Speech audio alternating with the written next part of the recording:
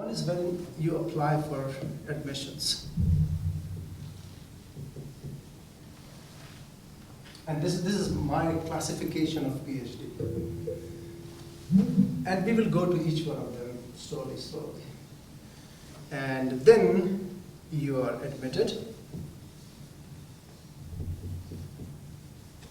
That means 0 to 6 months. Then suddenly, fast forward, things go. 1 year is gone, right? Some of you know it. And then comes comprehensive, ringing on your, knocking on your door.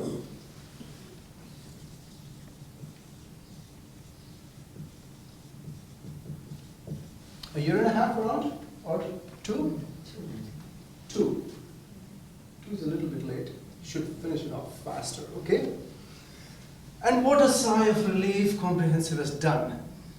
As if you have won a battle. And that doesn't last long. That doesn't last long.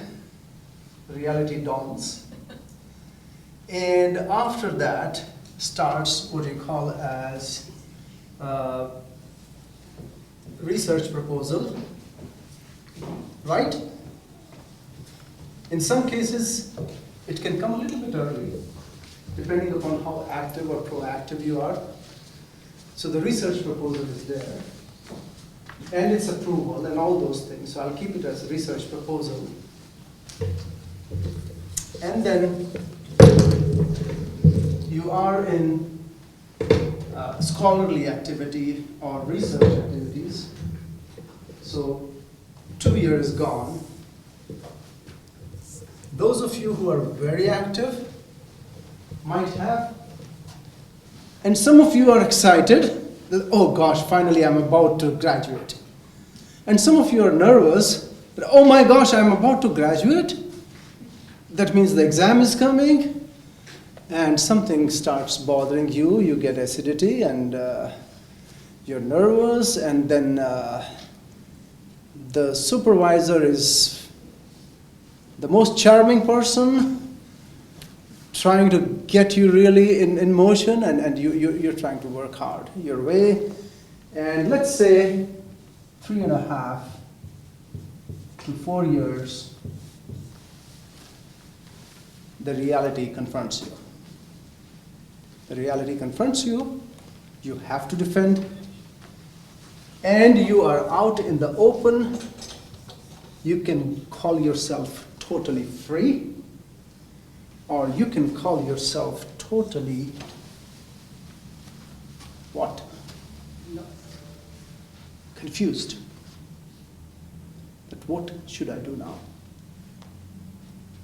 You're after me? No. So when should we start thinking about job? Because this reality will hit you. I tell you, this reality will hit you. You as PhD students have to be ready, on top, on target to find a job. Why did you come and do PhD over here? Why? Why did you come over here? Or why did you pick PhD? Or why did you decide that I should do a PhD? Why? Or why do you go into any profession? Any education, any higher education? You did? Yes. It was on top of your mind, or It was somewhere there. No. somewhere there in the background? Because that's what it is about. It is somewhere there in the background. But I tell you, it has to be a very important factor when you are getting admission into a PhD. That's what it should be. It should not be that, I don't know what I'm doing, so let me do a PhD. Oh, well, yeah, that is such an easy thing to do, so let's do a PhD. Let me be blunt with you a little bit, okay? 70% of PhD students don't think about jobs at this stage. 70 to 80%. And this is a fact. They just don't think. Because we as humans are many times, especially at this stage of our, you can call it as age or you can call it as career, we are short-sighted. Nothing wrong with it. Nothing wrong with it. That's why we are talking about it today over here, that we need to start thinking way in advance. Many of us jump to this stage directly after our, you can call it as the first undergraduate degree or the second master's. That degree, we immediately jump, you know what, I need to do a PhD. I remember still the time when I finished my veterinary degree and immediately was rushing, you know what, next degree, as if degrees are to be stacked somewhere. And I did get my master's in genetics and breeding, and I was thrilled, I was excited that, okay, I got admission into yet another one. And I finished my master's, 2 years, done, over, and suddenly I thought, you know what, time for a PhD now. Get everything behind me and then I can do the job.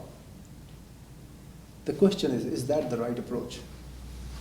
So this is how my mentor reacted. I went to him and said, so what do you want to do now? I said, sir, I want to join PhD in the next term. And his immediate reaction was, get out. I was so scared to go in his room anytime to even talk with him.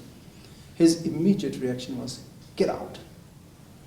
Do you think you're smart enough to do a PhD? And I didn't say anything to him, but I was thinking in my mind, you know what, I just did master's and I did very good. I thought at least I did very good, and he thought I did it very good, but he never told me that I did very good, which was his typical style, that he never tells you did good. He just said, get out. Do you think you're smart enough to do a PhD? How many of us think about it? I did not think. I admit, I did not think. Did you think about it? I'm smart enough to do a PhD? There's a silence. There is a deadly silence. Now the question is, what is smart enough to do a PhD? Right? So this is how my mentor described, because I was at loss of words. I was just standing over there in front of him, not knowing how to answer, just like you all don't know how to answer this question. He said, Bhanu, bottom line is very simple. You have to gain some experience, understand what you have learned, digest it. We have given you so much food. You have been browsing on us for 6 years. You have the bookish knowledge, but you do not have the knowledge to assimilate things, to understand, to read. You remember I gave a workshop on how to read articles. Of course, I read a lot of articles in my master's, lot. And I thought I knew everything. But he said, you're not there. And I was very, very, very disappointed. So, anybody in engineering? Yeah.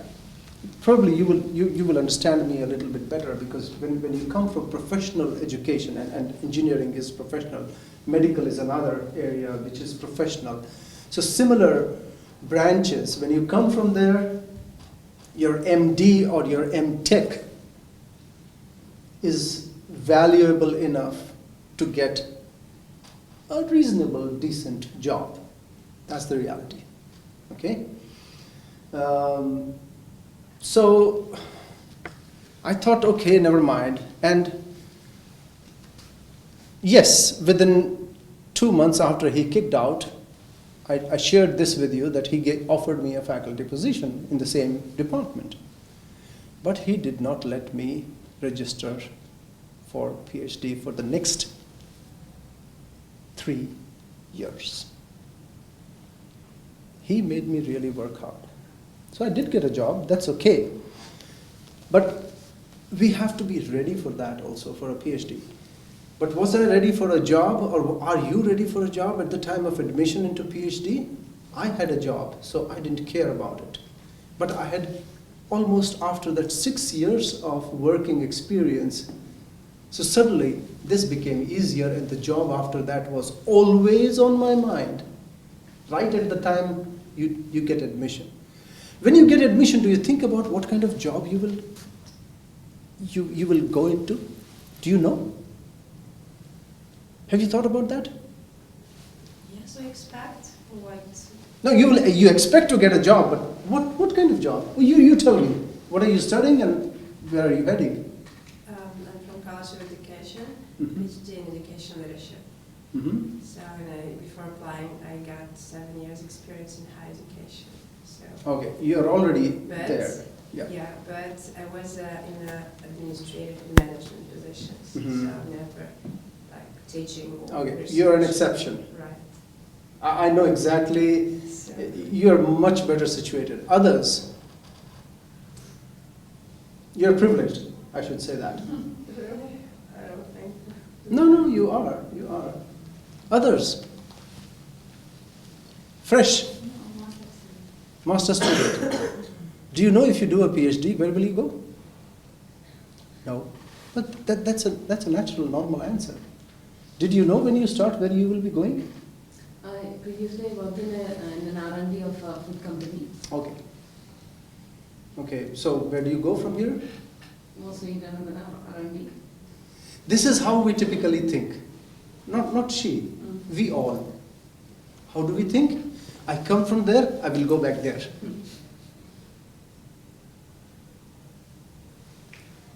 It should not happen. And that's where your awareness at the time of admission, I am doing this very important degree which I will do only once in my lifetime, then you got to know where you are going. You may not be knowing exactly this direction I'm going, but at least the broad spectrum of things that where potentially you will be going. You should know it. And when I say broad spectrum, it's really very broad because things will change. I guarantee you life changes in many, many ways, in many, many forms that you don't even know. 90% of the people do not go to the place where they think they will be going, but at least they have a goal in front of them.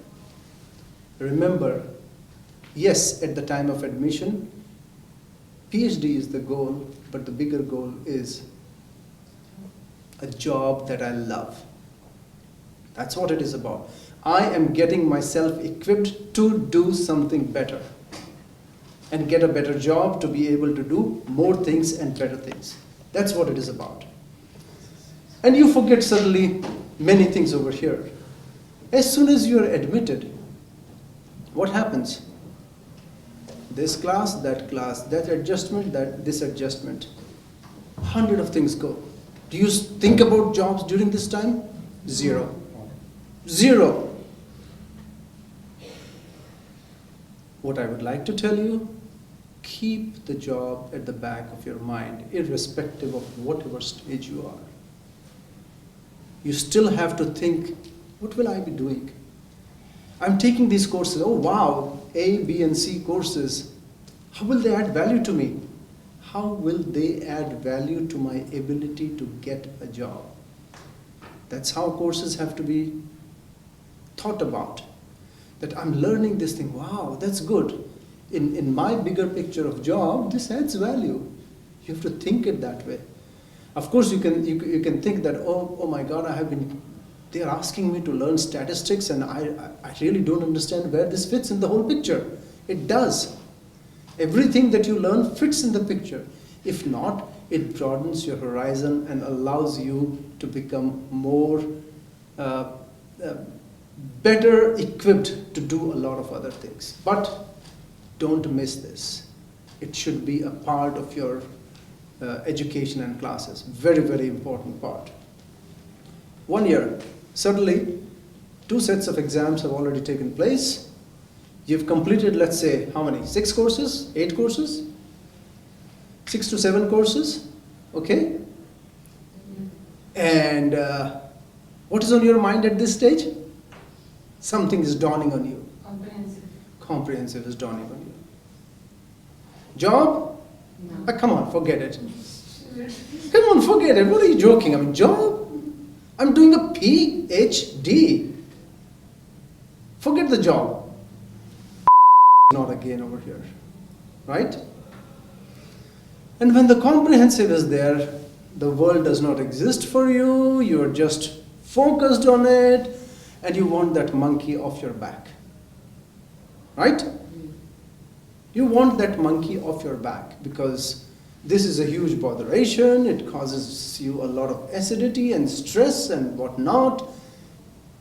How can you even think about job? If I tell you, are you thinking? Come on, don't joke. I mean, job is not on my mind.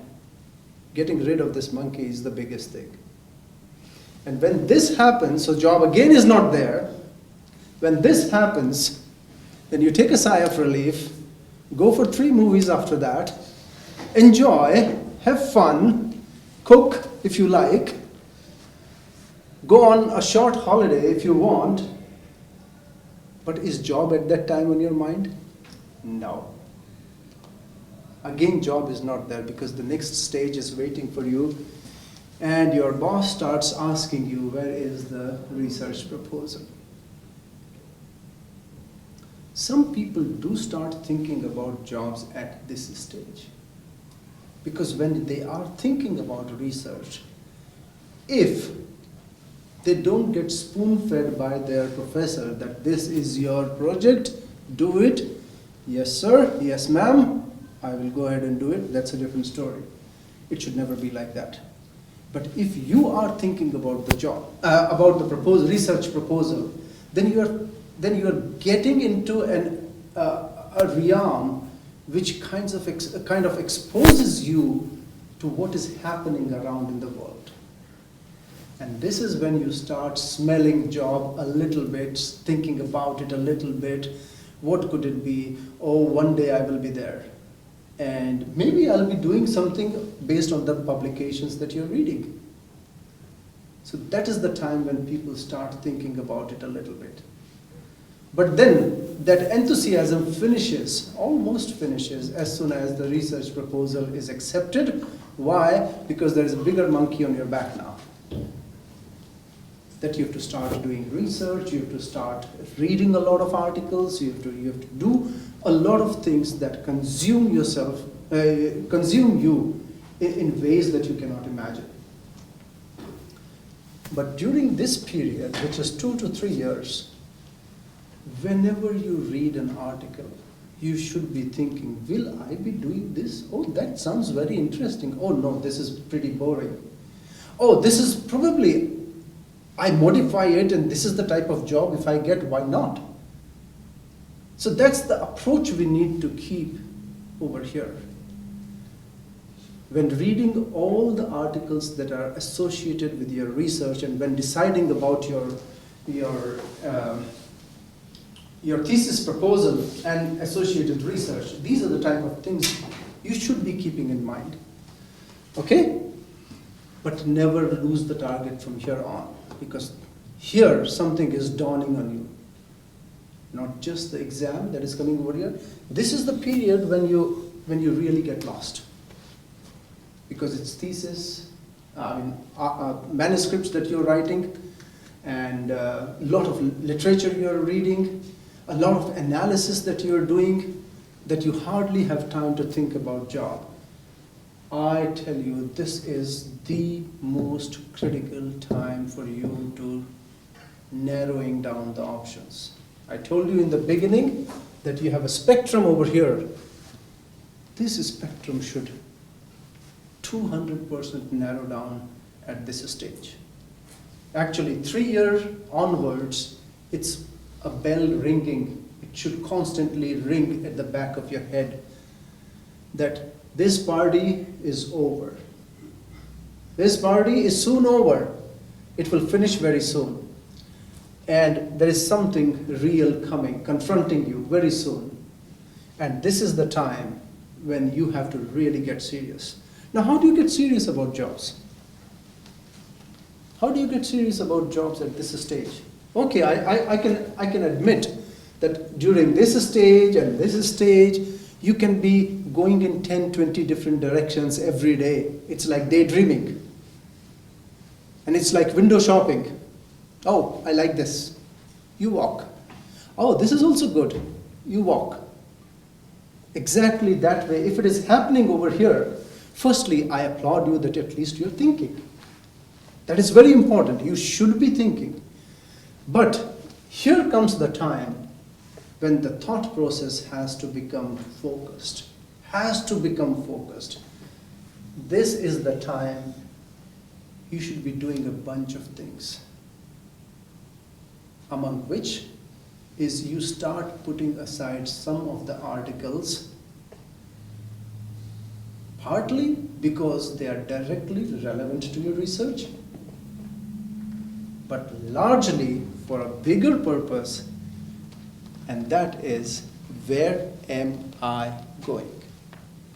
You might find, and I'm just taking an example, you might find that one of the articles is from a lab where you might like to go in the future and be associated with them. Okay?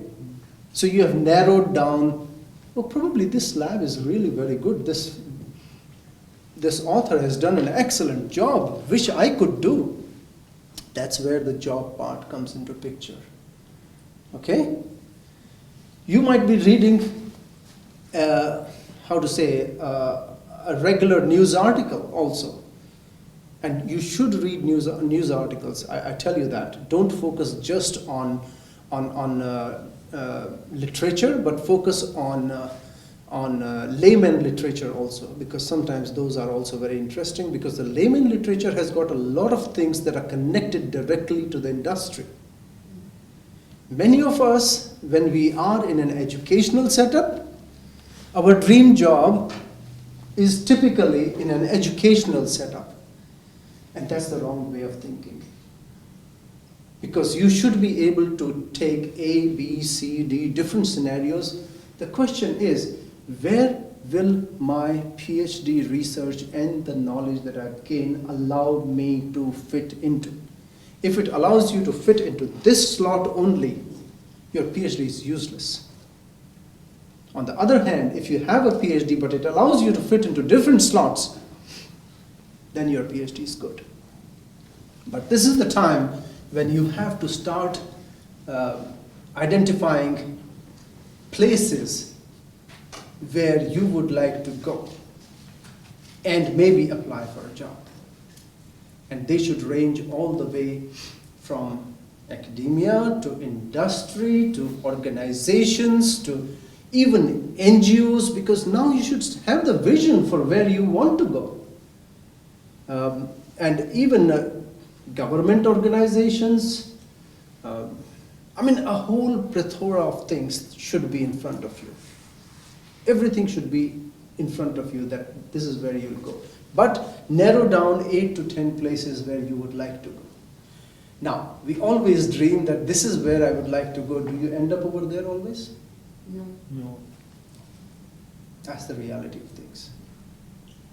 80 to 90% of the cases you don't. Yet, if you are smart enough, this is what you will do over here. The question is, when this period has come, what should you already have done? What should you have done already with regards to your job prospects? Maybe very much start to communicate with. Exactly. Networking. Also, because I'm hoping that you're publishing or start writing manuscripts at this stage, okay? I hope you go to conferences already from this stage onwards. every time you go to a conference, don't hold the finger of your advisor and walk. Just share it off. Go. Meet people who you don't know. For God's sake, meet people who you don't know. Dare to stand in front of them and talk and tell about your research. You should be able to do that. And you should be daring. And this is one thing I loved, because my PhD professor was interested in 100 different things when we were traveling other than science. So that was a good thing. That was a blessing for me. Because then I was left on my own to swim. And if I don't swim, I come back depressed. But every conference I went, I came back excited. I had a new idea. And I always found something that I can add to my research, to my thesis. Always an idea. And it is the networking that you establish during that time and tell other people about it. I tell you, people remember. People remember, oh, I met that person from that place. Sounds like a nice girl, doing a good job. She was quite articulate. Oh, he really made an impression on me. The person did not know what he's doing up till now, but you know what? Made an impression on me. People have that memory all the time. And there are always people who are literally hunting for good people. Literally hunting for good people. Because at the end of the day, good people are difficult to find, especially at the early stages of their career. So your networking is the beginning of already from this year. So you did not think about it that here my research proposal, my lab or my literature search and my article writing, don't get drowned with it over here. Develop your network. And it's not that every person who you will meet will be your potential employer. Not necessary. What can that person be? That person can be the person who can refer you to somebody. May not have a position because does not have funding, but can refer you to somebody. Because in my career, there were times when I did not have funding for 7 people at the same time, but I still found a person who was so good. I picked up the phone and said, hey, I met so-and-so person, such a student over there from that university, and if you have a possibility, recruit. And we had a small network of our own where we helped each other. And the biggest thing is, we trusted each other's recommendations strongly. Why? Because we had very clear parameters of how the future, I don't know how to call it, postdoc or incoming new faculty member or whatever it is. We start looking for that potential. If I don't have, if somebody can have, that's the attitude we keep. But remember, this is extremely, extremely important. Here, you should always immediately be writing emails to people. Dear Dr. So-and-so, I'm getting close to the completion of my PhD. In another 6 months, I will be graduating, and I am exploring different avenues, different prospects, and I was wondering if you could, don't ask for anything, if you could guide me to wherever any possibilities exist. There's a difference between, do you have a job? Can you give me? Versus using the right set of words, because they mean a lot. Because then they also feel that the person is not just jumping on me and adding burden to my daily work, but is a really well-behaved, kind person who is genuinely needing help. And people, when they feel that a person is well-equipped and is genuine, everybody helps. We are humans. We typically do that. So find ways to contact. And again, you can go back already over here to all the papers that you read. Because from that papers, you should always start looking, what is this place? Go to their website. What kind of work are they doing? Firstly, you will get ideas about your research that I should add this, and maybe you will go to their lab for 3 weeks. Yeah, that is another thing. You have been to different labs, right? Yes. The same lab, unfortunately, or different labs. I worked it's the same university, but 2 different labs. 2 different labs. Okay. How many of you who are in your second, third, and final year have been to different labs around the world? Why? Why are you sitting back in your offices? And this is one thing you need to do. This is one thing you need to do. Every year you get money for it. Do you know that? Do you know that? You have to go. It's very important. My PhD was shaped because of my visits to different labs for 1 week, for 2 weeks, for 3 weeks, 3 weeks rarely. Because I was not going there for holidays. I was going there for work. I had very well crafted out my work, did my job, came back excited, added it to my PhD work. That's what should be the attitude. But what you did over there also was, you met 10 more people. Another networking opportunity. You get at least 3 chances to travel out during your PhD. Good chances. Almost it can be equivalent to 1 month. Take that opportunity, never miss that. The way it will transform you, I cannot explain it to you. You have to experience it. But for God's sake, try to choose a place that is at least 5 times better than you. Don't go to a place which is almost equivalent to you. I'll just give you examples of a couple of places where I went for my first training. I went for 1 week. I went to Norway, Oslo. A lab, because it was close by, closer to Stockholm, so I went over there. And I got my technique done, I learned it, came back. The next one was Heidelberg. And in my area, in genetics, Heidelberg is a big center.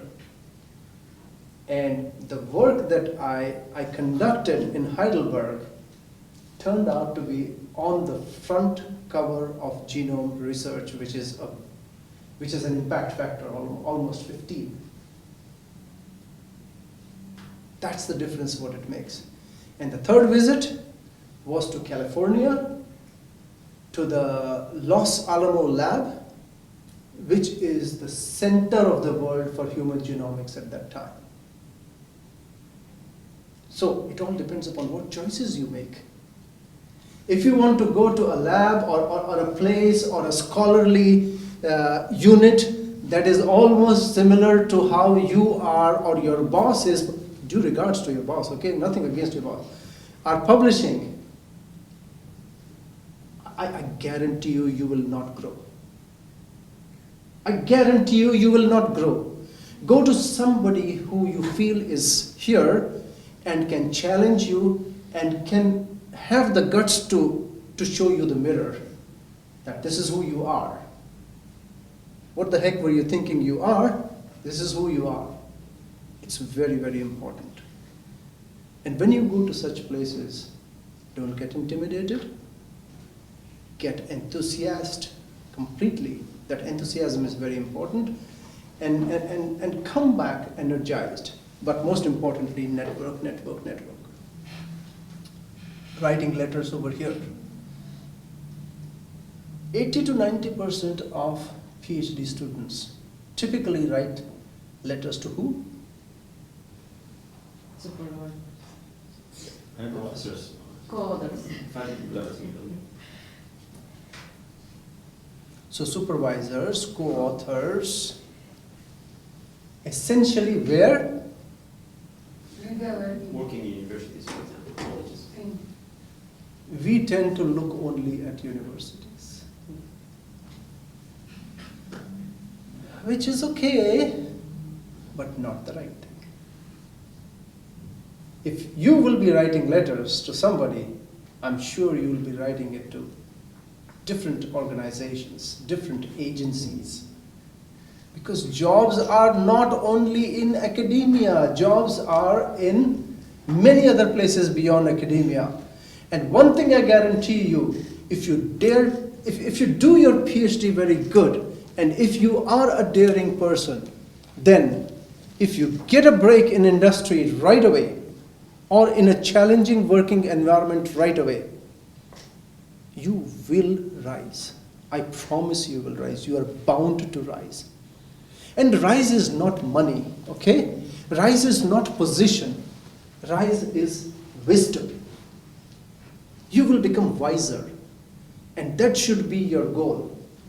Always remember one thing, that if you do things right, money will come after you. However, after you finish your PhD and you are immediately running after money, you might get some money. But the person who was trying to get to the right place for further growth is the person who will come to this level. Okay? So a lot of writing over here, a lot of contact over here, a lot of use of contacts over here. This networking is very, very important. Are we doing this in our university a lot? No. I'm blunt. I know it is not happening. And what happens is that when the PhD is about to finish, we typically go to our sweet advisor, sir, ma'am, can you help me find a job? Huh. You have your two legs, and God has given you brain. Get up. Get out of that mold of being, what should I do now? You're not a baby anymore. Be an adult. You should know what you want. Only then you will be able to decide where future will take you. So a lot of writing and a lot of contact. Again, I'm stressing it over here because this is very, very important stage. Go to different labs to work, contacts. Go to conferences, contacts. Read a lot of papers, contacts. Start writing letters to people. I'm doing a little bit of research. I'm giving you another example of how to make contacts. My current research topic is blah, blah, blah, blah, blah. And I very recently read your article related to so-and-so thing. I found it very interesting. Can I have a Skype call with you to discuss something more? Thought about it? No. Skype calls are always good because people see you face to face, and you can make an impression like that. The second thing, which is the bigger thing that is happening, is that you can discuss the topic which the other person has written and ask questions and have a conversation and learn more. Both things are happening. So for me, this period is very, very, very, very important with regards to you getting a job that you really deserve or even you dream. Sometimes I might not deserve a job, but I can still get it. How? There are times when I select a person less deserving for the job only for one reason. So let's say I've got 3 candidates. One is outstanding because of the CV, okay? Because of the CV. The second one is also very good. The CV is good, the person is also good. The third one, the CV is let's say in somewhere top 15% or 20% percentile, but the person is crazy. Crazy in the sense that is thinking and has got ideas that are not very mature yet, but they attracted my attention. This is the type of person I go for. Why? Because at the end of the day, who cares what you get over here? What you can do is what we care. Because I can mold this person, I can give direction to this person's ideas, and I can take it to somewhere where this person wants to go. And this is typical with all of us. When I finished my master's, I had fairly good knowledge, I had good writing skills, I had good different types of skills, but there were so many other skills I did not have. From where did I learn? Did somebody shape me? No. Every day you get a new experience. Every day you fall down. Every day you rise more. Every day you make sure you don't fall down again on the same issue. That's how you grow. And that's where you need to start preparing for those type of things. I also would strongly recommend from year 2 onwards, you should be maintaining a small diary. And in that diary, you start writing phrases. Phrases for what? Phrases for points you would like to talk about. Phrases of points that are potentially connected to your future job. So that when you get into conversation, you can talk about it. Right?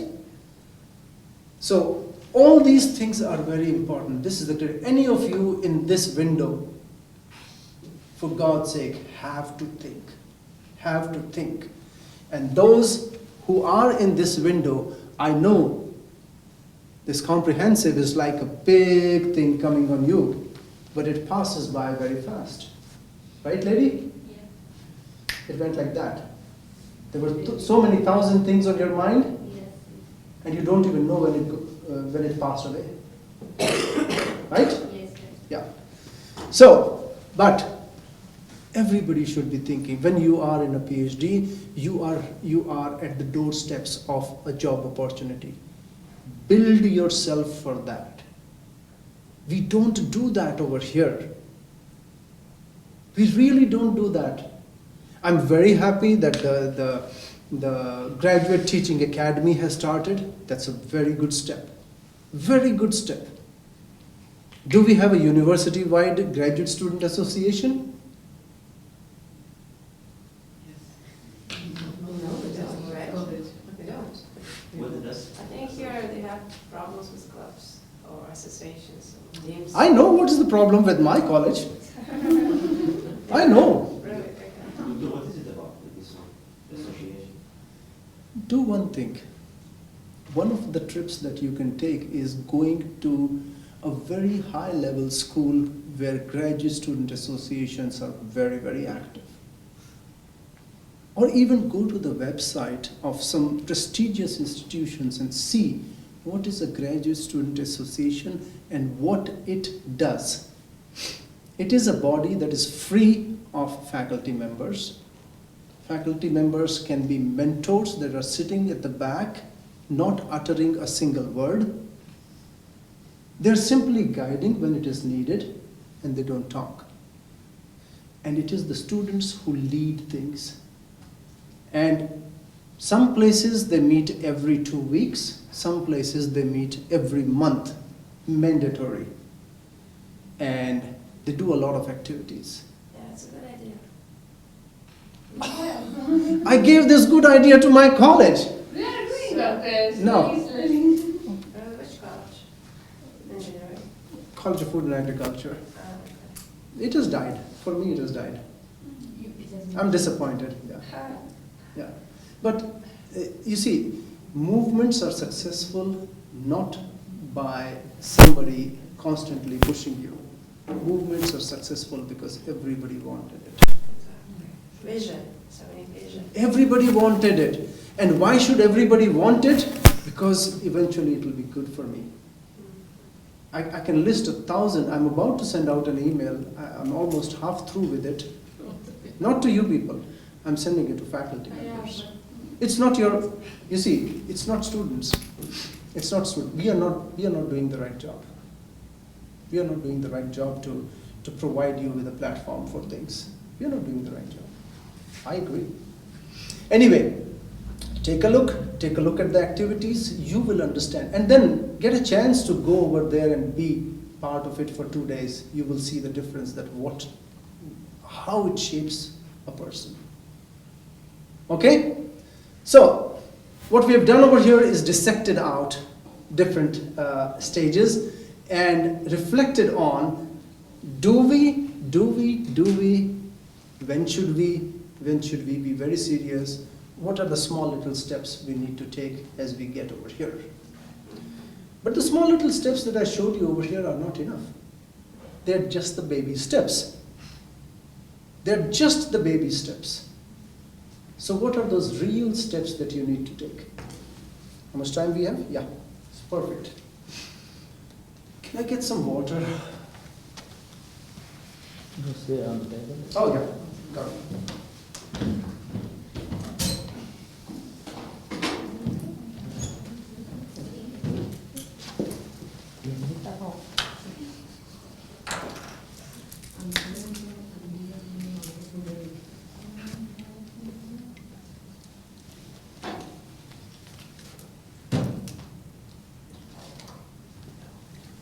So when you're getting to this place, you will start getting an idea where do you need to go. Be very open-minded over here. Very open-minded. The biggest mistake we tend to do is, I did my thesis on so-and-so thing, so the only job that is available for me is only in this area and not anywhere else. And part of the mistake is associated with your PhD thesis. If it was very, very narrow and it did not have the breadth, then you tend to be very narrow in your job search. I want you to be daring over here. What you have learned in your PhD, we mistakenly think that that is it. And that you have crossed a mountain now. Yes, you have crossed a mountain. Credit goes to you. But on the flip side, it was just a stepping stone. It was just a stepping stone. What are the different choices you can make from here on based on your PhD? You know it best. The second person who knows best is your advisor, because the advisor has seen the world. And if you are thinking narrow, the advisor can tell you this place, this place, this place, this place. 10 different places the advisor can tell you. You can go here, you can go here. So different places. Some of the places which we typically think about, it all depends upon what is the application of your work. Okay? The thesis that you have done, where can it be used? And that should help you decide that, you know what, I can go in this, I can go in this, I can go in this. Now let me pick on engineers, okay? I did my degree in, let's say, mechanical engineering. The type of jobs I'm looking for is only and only and only mechanical engineering related. And the argument you will give me, I have a mechanical degree, so mechanical engineering degree, so that's the job I will look at. I can tell you here in this engineering college, there are mechanical engineers who are working with computers, who are working with chemical engineers, who are working with IT people. Think that way, exactly that way, in an interdisciplinary manner. Even, firstly, your PhD must have an interdisciplinary angle. Must have an interdisciplinary, and that's where I said it should not be narrow, but there should be some width associated with it. And we all tend to think that I finished academia, let me go to academia. Some of you might need that. Some of you honestly might need that. And what is that part? You all know the bigger monkey, which is, what's the next step in academia? Yeah. Postdoc. And Which is it important? Hmm? I mean, is it important to do the postdoc? for some branches, that's why I said. Yeah. That's why I said. Especially in situations where you do not have a prior job experience. Where you do not have a prior job experience, postdoc or similar type of jobs where you can be a bonded labor, I tell you, postdoc is PhD multiplied by 5. PhD multiplied by 5, that's the amount of effort. Why? Because that is the real stepping stone for your job. Because till now you were fed, after that you feed yourself, you prepare, you decide, you take the steps to become something, and you, the dangerous part is you have only 2 years. You have only 2 years to prove your worth and sell it to someone. So be broad in your search over here, that where you are going. In some of the branches, I strongly recommend postdoc, especially if you don't have a job prior to it. I did not do a postdoc.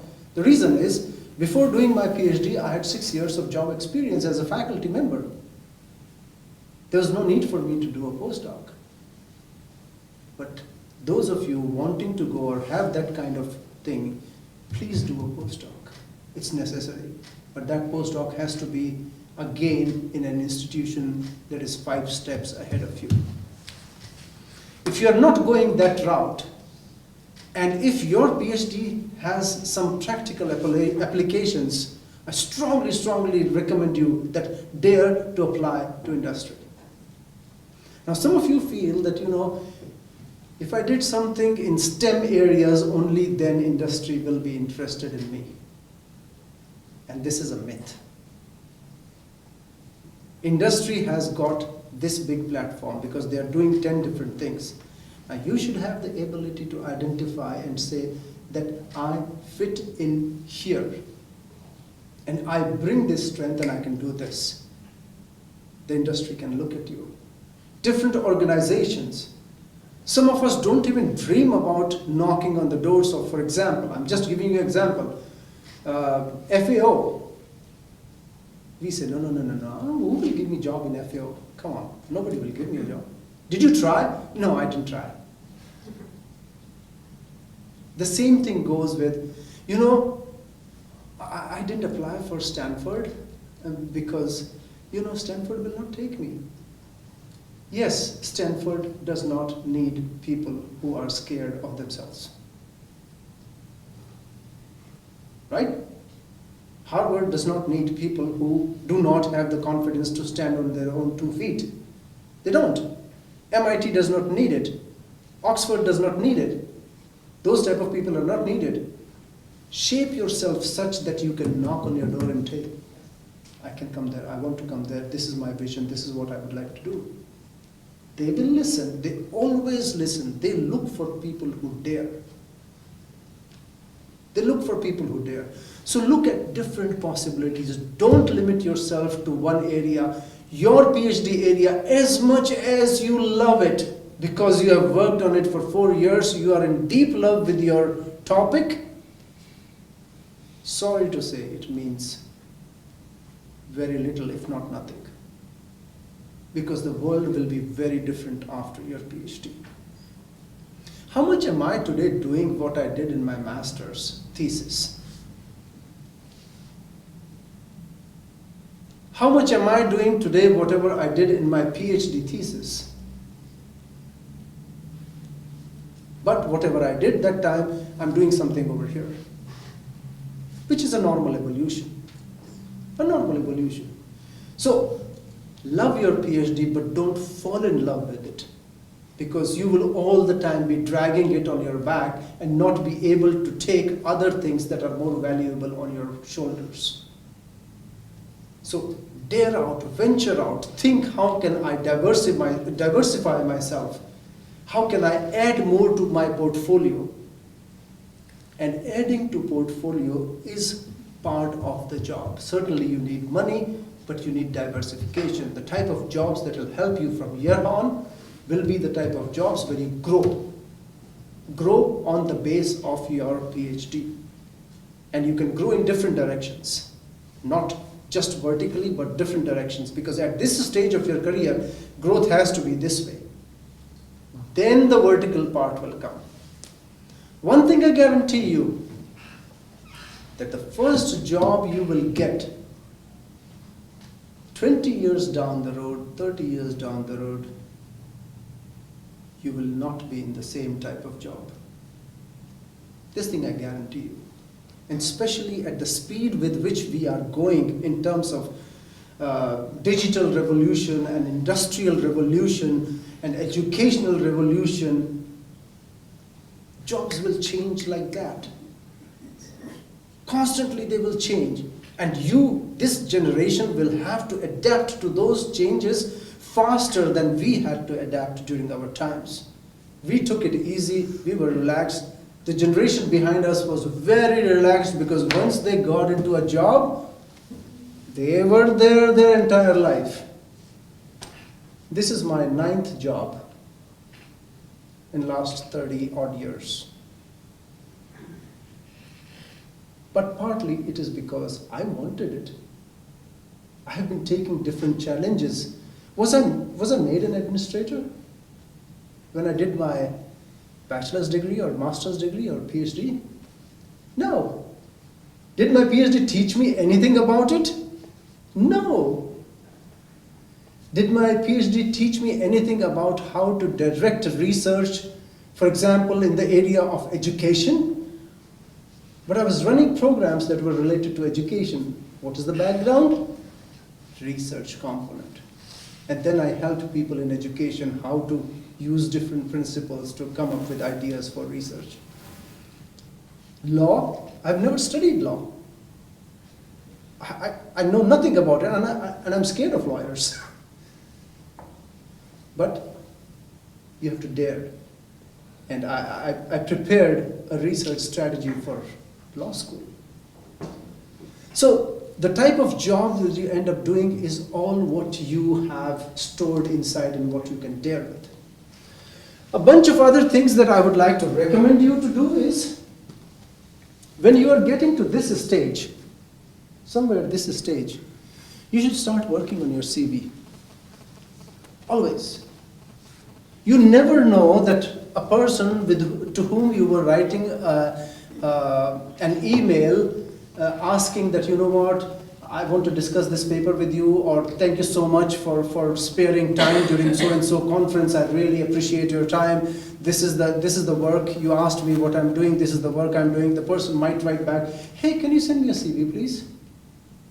Oh, help me. I need a CV. And then what you do is quickly prepare a CV. Now, I can spend one full lecture telling you how a CV should look like. Because the CV makes your first impression. Boom, 1 page, directly. And your CV will not be very long, which is normal. 2 pages, good enough. But it should reflect exactly who you are. So please, from this stage onwards, be ready with a very good CV. A CV that tells about you. A CV that shows your aspirations. Now, I see a lot of CVs where they show aspiration and their aspiration list is this big and the CV is this small. That's a big mistake, because that type of CV, whenever I see, I said, very good.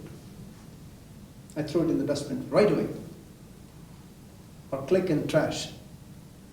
So you need to know how I have to present myself honestly, yet I show the other person that this is what I want to do in life, and admit at the same time, I'm still growing. I'm still learning, and I don't know the direction where I should take, but I'll be grateful for your advice. That's what matters. So your CVs, how it should be molded is very, very, very important. Get ready with your CV, but here when you start shooting emails to different people that I'm looking for job, your CV should be really refined. It should have all the articles, it should have all the conferences, it should have all the trainings, it should have, I can go on and on and on. But bottom line is your CV should be really very, very good. It should be ready, okay? What else will you send with your CV? Cover letter.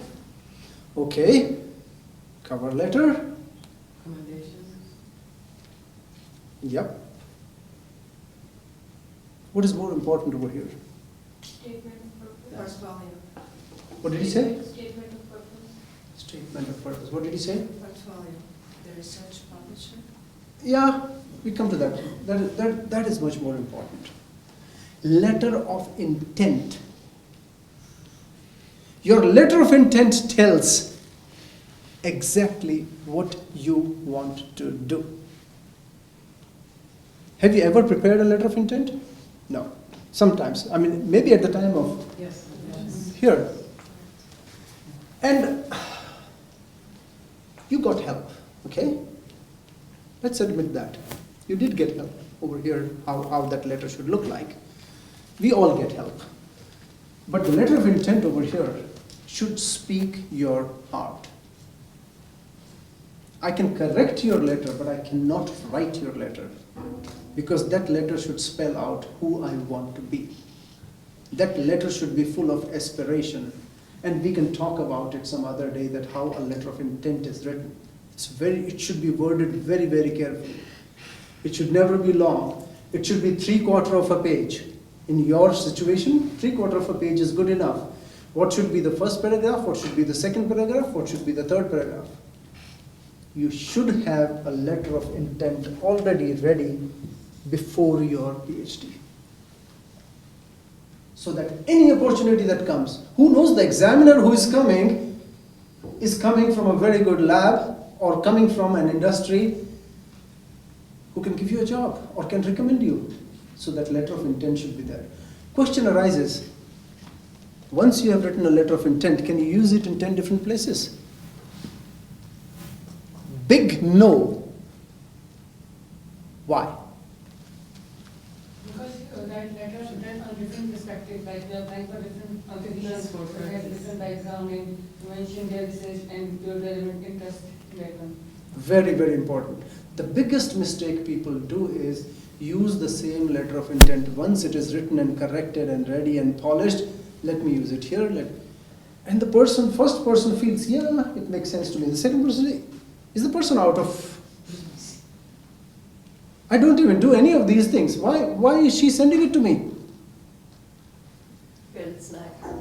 Because it's nice written. Yeah, because it's nicely written. English is nice and it's polished very well. No. Before writing letter of intent, you have to really carefully think, look at the other person's profile, and then connect your aspirations to those profiles. You see? To adapt. Adapt. Every letter of intent is adapted. Yes, you can use some of the sentences over there. Half of it can be used, but the other half not. It has to change according to the... And in different places, there are different aspirations, different goals, so those should be spelled out very clearly. You said correctly, letter of recommendations. You should be ready with 3 people who recommend you, who are ready to vouch for you, who are ready to support you, that this person is someone who I strongly recommend. Don't choose people whose recommendation may not value. Let me be pretty blunt about it. Don't take it from your friend, okay? Don't take it from, let's say, for example, an instructor. It should be from people of some stature, either in academia. Sometimes, you know what? The places, for example, that I visited, Los Alamo Lab and Heidelberg, I made so good contacts with them that they were ready to write recommendation letters for me. So your network becomes very, very important for letters. There was one situation where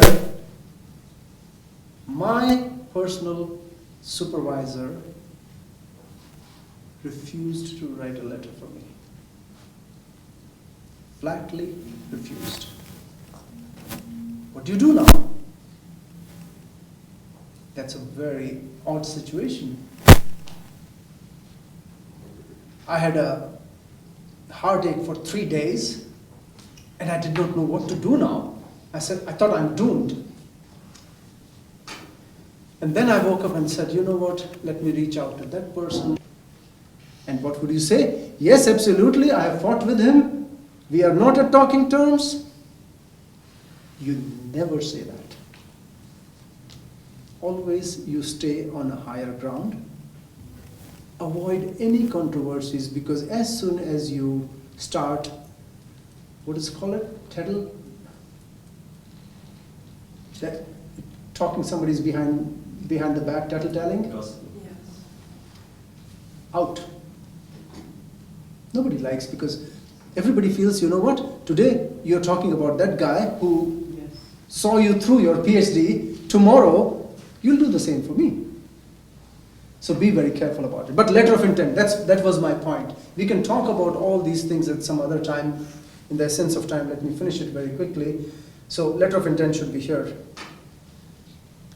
I was talking about graduate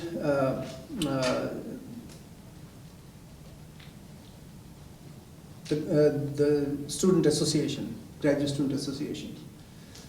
The biggest purpose of graduate student association is you get a platform to give a presentation.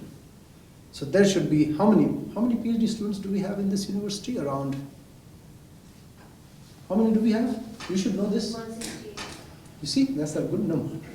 168, imagine 168 students sitting over I here. think more. I think more. I think it's around 300. Because we were 90 when we were admitted. Okay, let's say 300. Keep you also happy. Don't fight, okay? Don't fight. If there are 300 students sitting, and every student gives a presentation every week, not every, I mean, at least one student gives a presentation every week, or 3 students give a presentation every week. Firstly, you come to know what that student is doing. Secondly, you get a chance, you get a platform to speak. And you're speaking in front of people where you're shameless, right? You're not scared.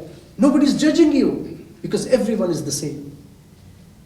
What I'm coming to is that is very important, and that is a big purpose of having a graduate student association, because there are a lot of activities you organize over there.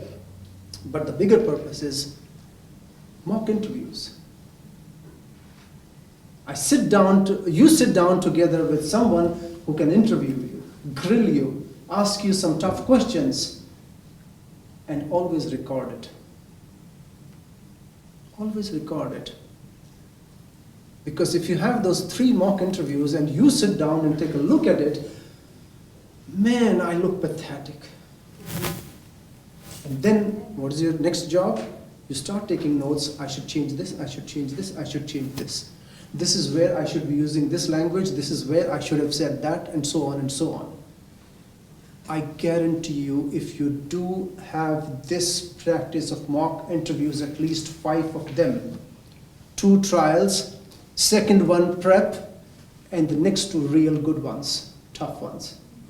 I guarantee you that whichever interview you will give from there on, you will be successful sooner or later. So mock interviews are very important. We don't have a tradition of it over here. Please make sure that when you're getting close to over here, you should be doing that more and more. Another very important thing is that, and mock interviews come very handy when there is a Skype interview, right? Somebody might ask, okay, I got your application, and how about meeting on Skype from 11 o'clock to 12 o'clock? Okay. I'm ready with the mock interview part, but is that enough? No, that's not at all enough. And the person will say halfway or within 10 minutes of your interview, okay, why don't you do one thing? Let's connect and can you give me a short presentation about your work?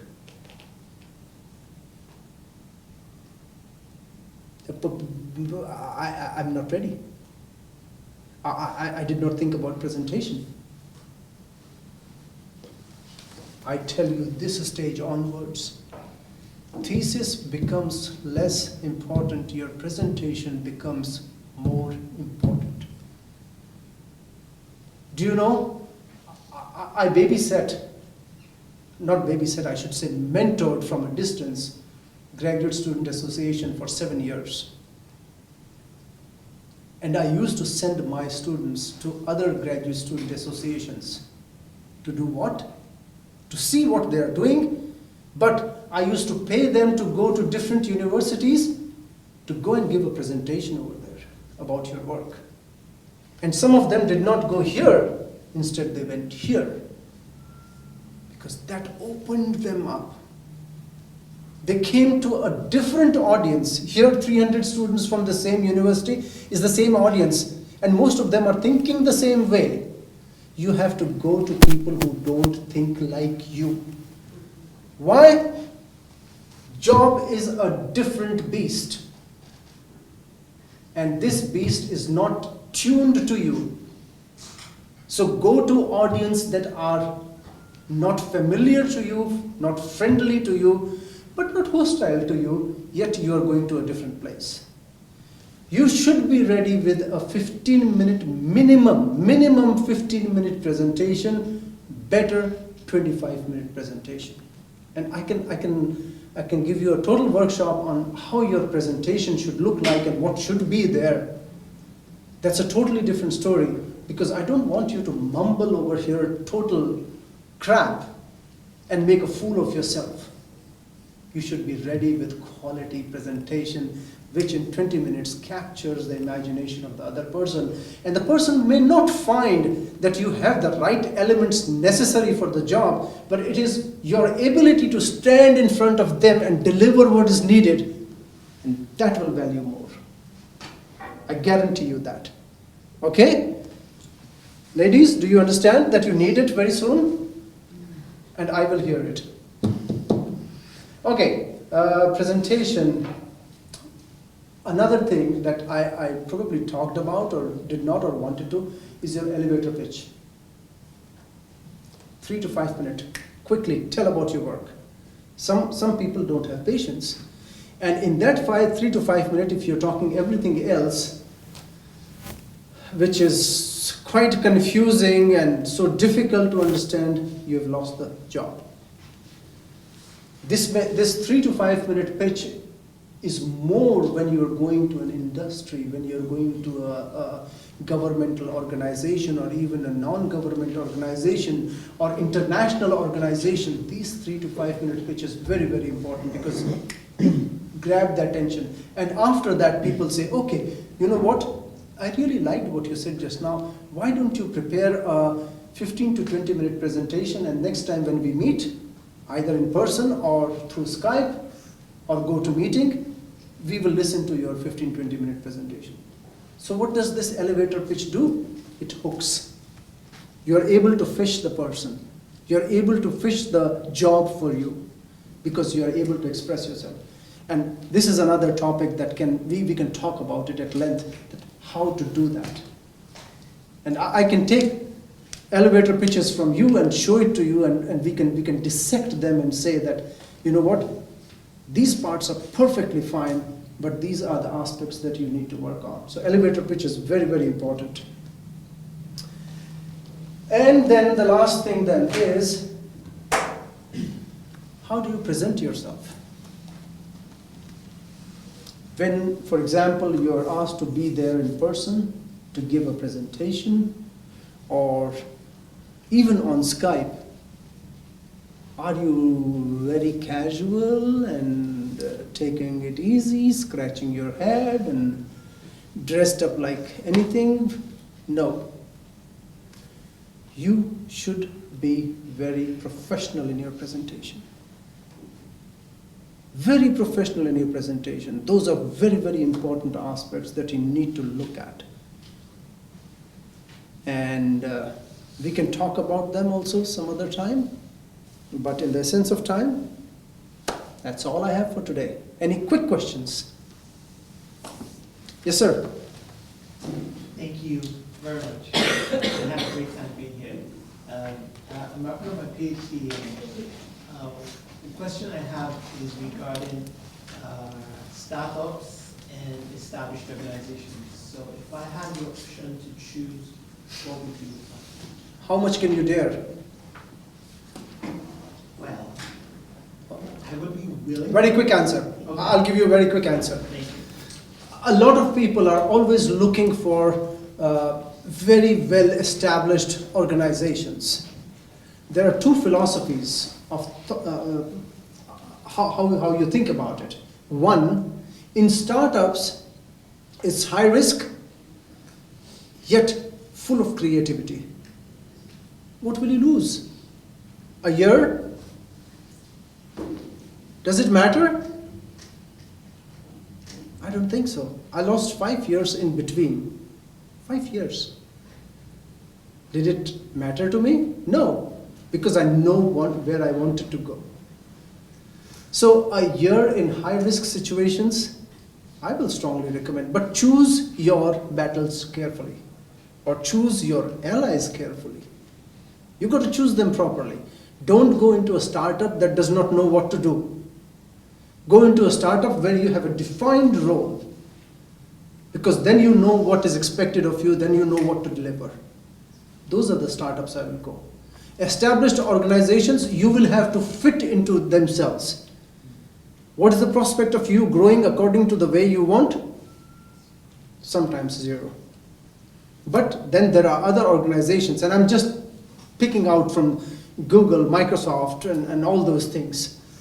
They give a lot of leeway for you to think differently. So if you have such organizations where you are allowed to think differently, it's okay. Anybody else? So I have a doubt. Mm-hmm. While I was doing my master's, I know there are certain techniques or equipments that I should be knowing as a scientist, Mm-hmm. but I didn't get the time to learn about them. Mm-hmm. So then I expected that when I got admitted into the PhD, Mhm. I expected that I would learn these techniques or these instruments or equipments in my PhD. Mhm. But that also doesn't happen. So should I be scared to talk with these eminent people in the industry or in the academia around the world? Because what would they think that if, oh, she didn't know even a VCR or even a Western blotting or something like that? Should I be scared or? Okay. You be scared, you will be where you are today. If you dare, what would I do if I was in your situation? I will use my money that this university so kindly gives to go to a lab where you can do some hands-on work. Now, if you tell your professor that I want to go there to learn these instruments, she might say, get lost. You better do my work over here, which I want you to do. However, now this is where you can be smart to add a component through which you can do some analysis on those instruments, learn them, add that as a value component to your PhD thesis, then you're a smart lady. Else, you'll be scared all the time. But I strongly recommend these are the type of visits you should take. Find a lab where these instruments are routinely used. Beg them that I would like to come down and I would like to do. But go with a very clear vision that this is what I want to accomplish, only then people entertain. Okay? Never be scared. Never ever be scared. Okay? Okay? Oh yeah, quick. The whole talk was about the PhD level and advice for the master. For a master's, Yeah. basically equip yourself, broaden your horizon, such that when you finish your master's, you are job ready. You should be job ready. So your vision should be clear in your, let's say, at the end of the first year of your master's. You should know where I'm going. You should have identified all these things by that time, that this is where I will be going. And then start networking at the same place. So just compact it and fit it into a 2-year frame. 1 year is for your classwork, right? Or is it 1.5 over here? Around. Yes, and Yeah. So at the end of your first year, this is where you start doing all these things exactly the same. Exactly the same. Okay? One thing I forgot, your abstract. A lot of people ask, can you send me your abstract? And by reading the abstract, I can immediately know what's the depth of this person. I don't even need to talk. 70% of the time, people look at the abstract and either they make a phone call back or write back to you, or they just throw it into the dustbin. Your abstract is your passport many times, or not passport, but your visa.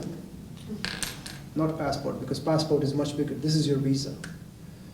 So I forgot to mention it, but your abstract has a huge value, because most of the conversation will then be on that abstract. Okay? Done? Great.